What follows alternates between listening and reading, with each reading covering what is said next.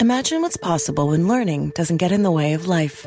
At Capella University, our game-changing FlexPath learning format lets you set your own deadlines so you can learn at a time and pace that works for you. It's an education you can tailor to your schedule. That means you don't have to put your life on hold to pursue your professional goals. Instead, enjoy learning your way and earn your degree without missing a beat. A different future is closer than you think with Capella University. Learn more at capella.edu. Build a routine with Ollie that supports your wellness needs, like getting your daily vitamins and minerals with Ollie's multi-gummies, or keeping your mood upbeat with all the vitamin D in Hello Happy. Give your gut health some support with probiotics, and wake up feeling refreshed after taking Ollie Sleep. Do wellness on your terms. Find Ollie at a Walmart or Target near you or at ollie.com. These statements have not been evaluated by the Food and Drug Administration. This product is not intended to diagnose, treat, cure, or prevent any disease. This is Optimal Relationships Daily. Don't Hate on the Pinterest Mom by Shawna Scafe of simpleonpurpose.ca. Lately, I've read a lot of blog confessions that I can relate to. Not the ones about looking at my iPhone rather than my kids, or wiping their snot on my housecoat sleeves and rolling them over. It's not a confession if everyone knows you do it. I've been reading the ones about Pinterest, and how it makes me feel like I'm not meeting mom standards, aka got me feeling pinadequate.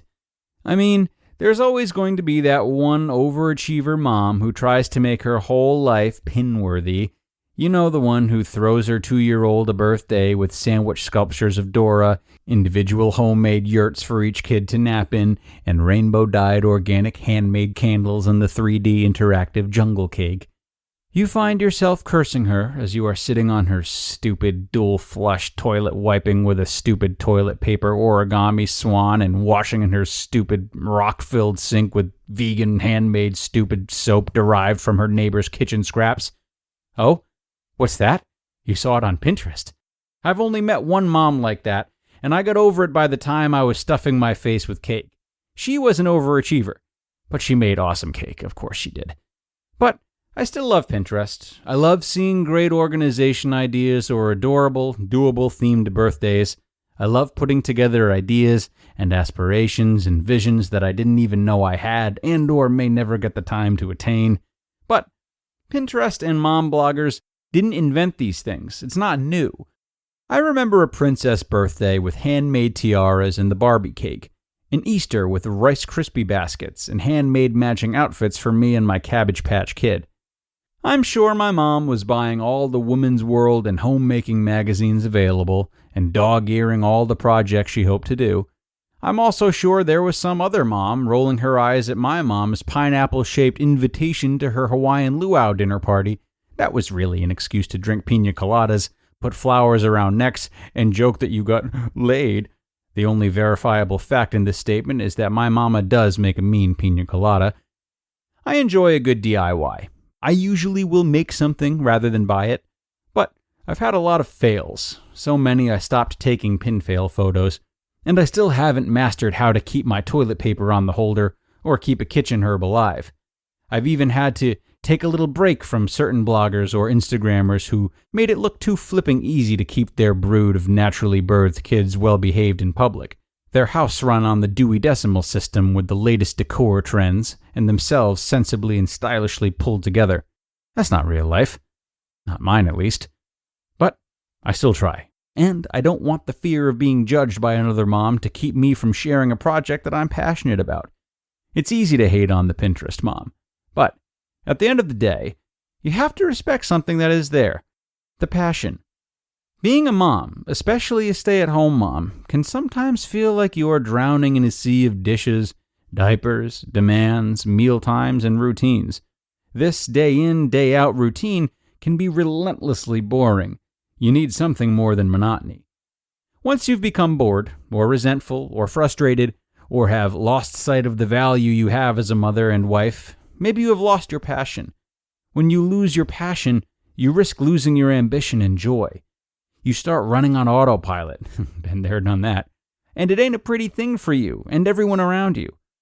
Disclaimer, not applicable to pregnant or nursing women. Your hormones just surged through your body like a tsunami, and your body needs time to recalibrate. Also, you have a little babe that needs you. Put your feet up, make/nurse a baby, and watch Mad Men. There is lots of time for washi tape and custom-drawn comic books of your kids' lives. There are so many chances to fall into this passionless place in motherhood, but what do these Pinterest moms do? They make a handmade game for their kids, put a little vavoom in their wardrobe, hunt for furniture to restore, make meal planning boards. Why? Because they are choosing to do more than the day in, day out. They choose to be a little more passionate about their living. There are Pinterest moms out there who might do it from a place of perfectionism or performing, but there are a whole lot of Pinterest moms who are just getting in touch with that passionate spring inside them. They are trying things, doing things, putting themselves out there. One of the biggest lies we all buy into is that we have to be perfect to be lovable. So we make a subconscious checklist of what perfect looks like, usually by comparing ourselves to others. In my eyes, perfect does not make us lovable. Being loving makes us lovable.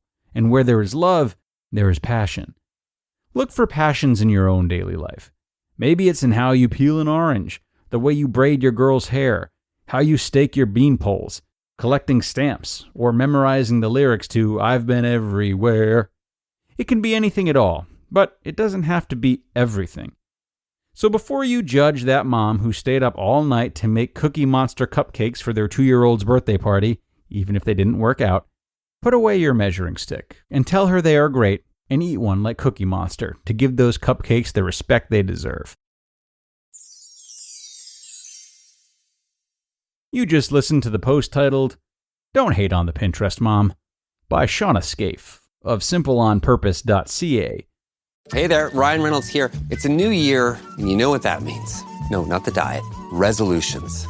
A way for us all to try and do a little bit better than we did last year. And my resolution, unlike big wireless, is to not be a raging and raise the price of wireless on you every chance I get.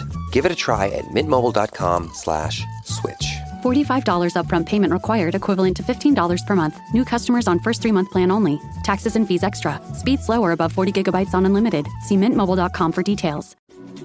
We're so done with New Year, New You. This year, it's more you on Bumble. More of you shamelessly sending playlists, especially that one filled with show tunes. More of you finding Geminis because you know you always like them. More of you dating with intention because you know what you want. And you know what? We love that for you. Someone else will too. Be more you this year and find them on Bumble. So what I like about this post today is that it caught me making the same mistake I try to catch myself in as much as possible. Like many of us, I often start lumping things together based on some negative viewpoints, usually based on traps I've fallen into myself. It's so easy to look at these Pinterest moms and say, how is this useful? Why is she bragging? Shouldn't she be doing better things with her time? Where's the truth behind the curtain? Surely we all want to approach these types of feelings and situations with openness. Otherwise, we probably wouldn't be OLD Network fans. So, when you find yourself falling into the trap, use this right now as a reminder to catch yourself and ask if you're putting unnecessary negative commentary in somewhere or something that is really based more on personal frustration than reality. Ask yourself what the truth is behind these biases. In most cases, you'll find the truth comes with a lot to be optimistic about. While quote-unquote annoying Pinterest moms can induce anger or anxiety over one's own parenting, they can also be reframed as teachers who are showing us one way to get creative and break up the monotony of raising children. Everything in perspective, my friends. So take that with you into the weekend, everyone. We are done here for today, and I hope you're feeling as centered as I am, as ready to catch yourself in your own stupid biases as I am. It's a good place to be. I am wishing all of you a wonderful weekend, and be sure to listen along with us again tomorrow, where your optimal life awaits.